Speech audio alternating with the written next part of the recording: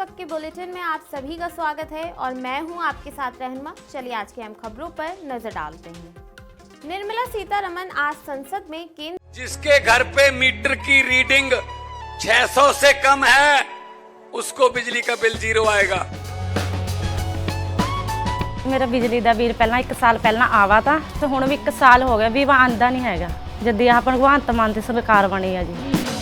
ਮੁੰਡਾ ਸਾਨੂੰ ਛੋਟਾ ਕਹਿੰਦਾ ਪਿਛਲੀ ਵਾਰੀ ਬਿੱਲ ਕਿੰਨਾ ਆਇਆ था माँ 3500 रुपया कहना ऐसी 0 आया। माँ पे ऐसा मुख्यमंत्री पूरे इंडिया में बनना चाहिए।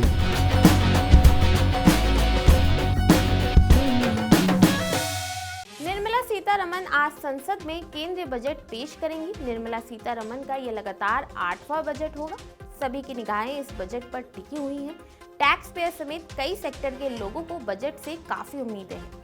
देश के मिडिल क्लास को बड़ी राहत देने का काम भी इस बजट में हो सकता है। इसके अलावा देश की सुस्त पड़ी इकोनॉमिक ग्रोथ को गति देने के लिए भी देश की वित्त मंत्री निर्मला सीतारमण कई अहम ऐलान कर सकती हैं।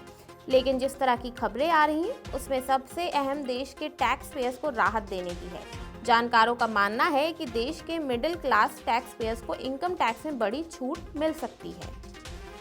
पीएम मोदी ने शुक्रवार को संसद में प्रस्तुत आर्थिक सर्वेक्षण 2024 और 25 की महत्वपूर्ण जानकारियां शेयर की थी, जिसमें बुनियादी ढांचे, ऊर्जा, कृषि और नवाचार में भारत की उल्लेखनीय प्रगति को रेखांकित किया गया है।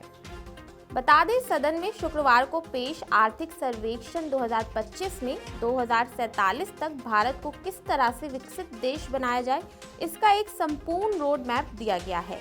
रोड मैप में मौजूदा नियमों व कानूनों में बहुत ही व्यापक स्तर के संशोधन व बदलाव की जरूरत बताते हुए भारत में कारोबार करने की प्रक्रिया को आसान बनाने को प्राथमिकता के तौर पर गिनाया गया है।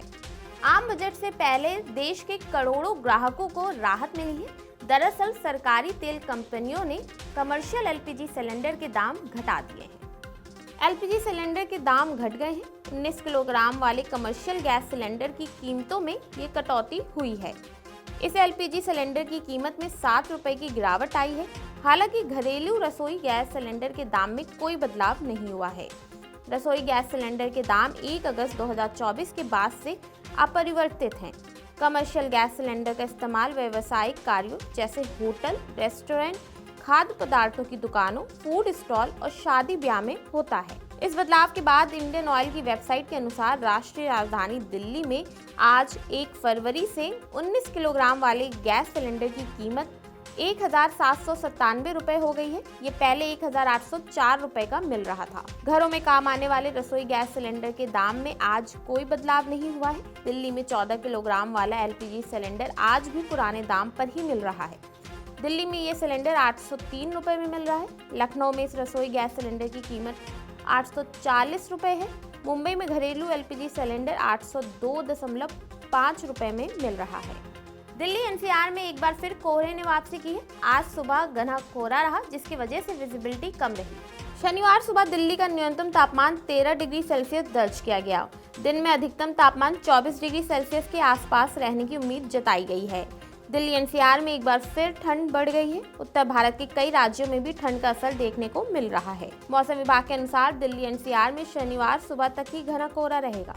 इसके बाद दिन में तेज धूप रहेगी और मौसम साफ रहेगा।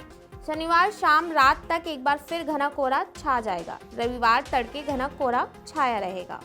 मौसम विभाग के अनुसार रविवार को दिल्ली में न्यूनतम तापमान 11 डिग्री सेल्सियस और अधिकतम तापमान 23 डिग्री सेल्सियस रहने की उम्मीद है। सोमवार को भी ऐसा ही मौसम बने रहने की उम्मीद है। वहीं मंगलवार को दिल्ली में हल्के बादल छाए रहेंगे। इस दौरान दिल्ली एनसीआर के कुछ इलाकों में हल्की बूंदाबांदी भी हो सकती है। बता दें कि घना कोहरा हरियाणा, पंजाब और पश्चिमी उत्तर प्रदेश के कई जिलों में भी देखा गया है। हरियाणा और पंजाब के कई जिलों में कड़ाके की ठंड पड़ रही है। हाल ही में अमेरिका में एक विमान और हेलीकॉप्टर के क्रैश होने से 67 लोगों की मौत की खबर सामने आई। वहीं अब अमेरिका के फिलाडेल्फिया में एक जेट क्रैश हो गया है। शुक्रवार को फिलाडेल्फिया में एक छोटा मेडवैग जेट क्रैश हो गया। यह हादसा पेंसिल्वेनिया के शहर फिलाडेल्फिया के रूजवेल्ट मॉल के पास हुआ। प्लेन क्रैश होने से बड़ा विस्फोट हुआ, जिससे कई घरों में भी आग लग गई। फेडरल एविएशन एडमिनिस्ट्रेशन ने विदेशी मीडिया को बताया कि लियर जेट 55 में 2 यात्री सवार थे। इस जेट ने नॉर्थ ईस्ट फिलाडेल्फिया एयरपोर्ट से उड़ान भरी थी और मिसोरा में स्प्रिंगफील्ड ब्रेंसन एयरपोर्ट की तरफ जा रहा था। तभी शाम 6:30 बजे के आसपास प्लेन क्रैश हो गया और इसी के बाद बड़ा विस्फोट हुआ। विस्फोट होने से कई घरों में आग लग गई। कई लोगों के हाथाहाथ होने की भी खबर सामने आई है, लेकिन अभी किसी की मौत की पुष्टि नहीं की गई है। रिपोर्ट्स की माने तो एक फुटेज में सामने आ रहा है कि विमान क्रैश होते ही बहुत बड़ा विस्फोट हुआ। ये विमान दुर्घटना के समय मेडिकल असाइनमेंट पर था। हालांकि अभी तक ये सामने नहीं आया है कि विमान क्रैश कैसे हुआ, दुर्घटना का कारण क्या था। गाजियाबाद में तड़के सुबह गैस सिलेंडर से भरे ट्रक में आग लगी, जिसकी वजह से विस्फोट हुआ और हड़कंप मच गया। हालांकि अब आग पर काबू पा लिया गया है।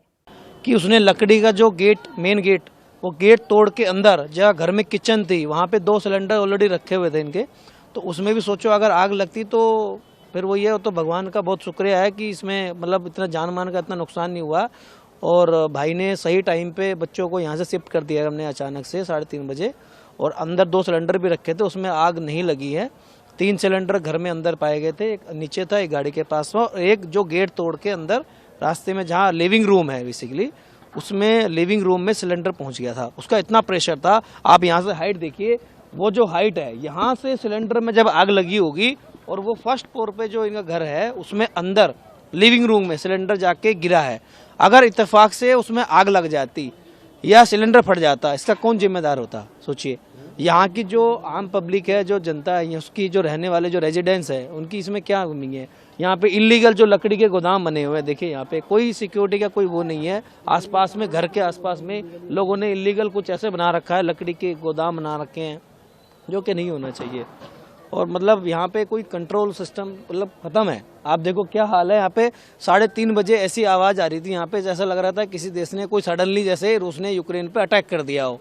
बम ब्लास्ट का हर सेकंडों में ब्लास्ट हो रही थी, और इतना तेज ब्लास्ट था कि मतलब मुश्किल यहाँ से जान बचा के मुश्किल भागना इतना मुश्किल था यहाँ पे। ये हालत थी यहाँ पे। बच्चे कांप रहे थे, बच्चे बुरी तरह से डरे हुए थे, बड़े डरे हुए थे, और यहाँ से निकलना बड़ा मुश्किल हो गया। आप सोचिए उस कंडीशन में यहाँ से निकलना, बिल्कुल गेट के सामने है, निकलना कितना मुश्किल हो गया।